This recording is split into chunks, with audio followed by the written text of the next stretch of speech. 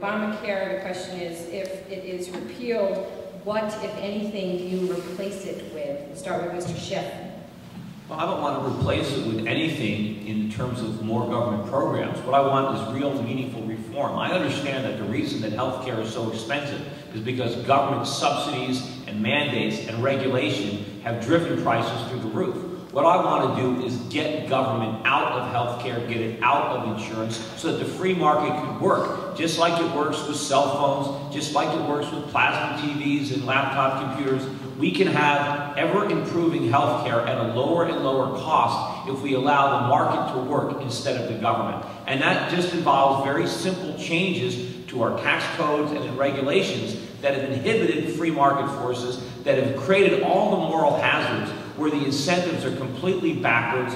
And anyway, so it's hard to answer this question in a minute, but this is a government-made problem. Government regulation is responsible for the healthcare crisis, and now the government is taking advantage of the crisis it created by expanding and getting even bigger, and it's only going to worsen the problem.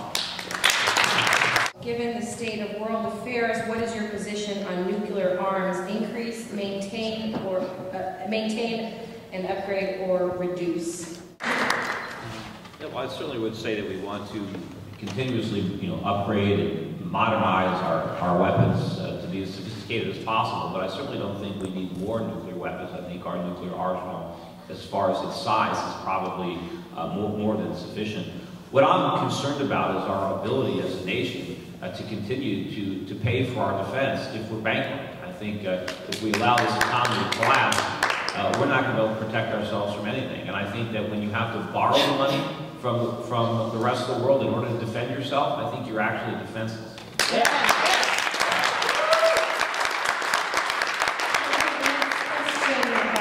We're going to start with Mr. Forrest. It is this, very simply, what tax structure would you advocate? Well, first of all, we need much lower taxes, but we're not going to get lower taxes until we slash government spending. Unfortunately, we're paying high taxes now, but they're not nearly high enough to pay for all the money the government's spending.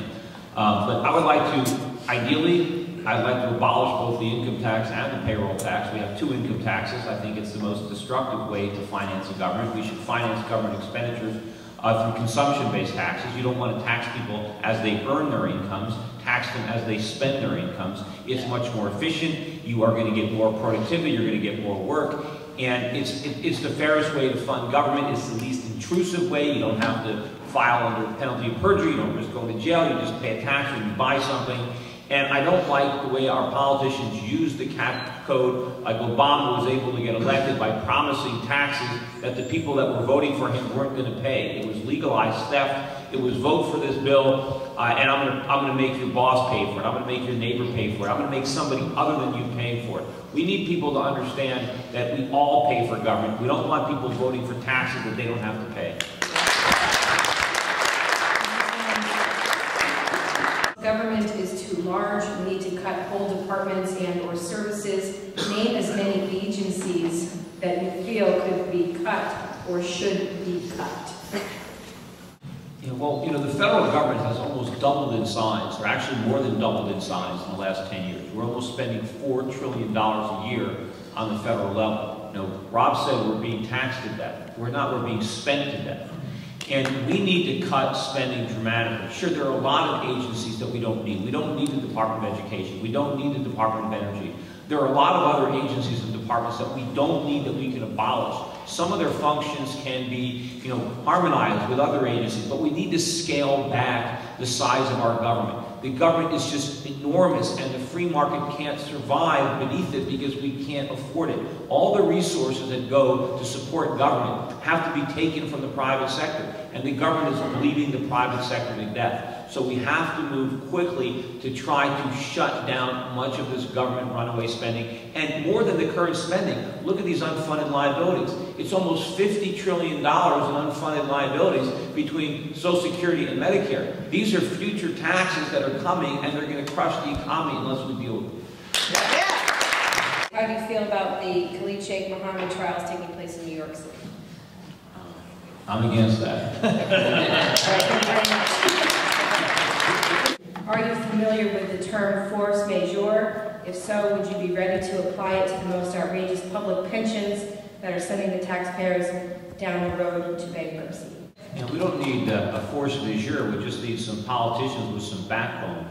You know, I've said that the main thing I want to do if I get elected to the United States Senate is lead the filibuster against raising the national debt ceiling. And if we can stop the debt ceiling from being raised, then we force our politicians to make across-the-board cuts in government spending, including pensions for government employees, active and currently retired. We don't have the money. Politicians promise pensions and benefits far beyond the ability of American taxpayers to actually afford it. We need to own up to those mistakes, acknowledge them, and bring about a real solution. Because if we don't, if we keep pretending that we can meet all these commitments, then we're going to destroy our currency in the process. And none of these retirement benefits are going to be anything to anybody, because it's not going to matter, because it doesn't matter how many millions of dollars you have if that's how much it costs to buy a pack of chewing gum. Yeah. I thank everybody for having this forum and for the other candidates for participating. I only regret that we didn't have a little bit more time to get into these questions a little bit more thoroughly. Some of the issues are a little bit complicated. I would invite everybody to do a little research on the things that I have said and I've written on these topics.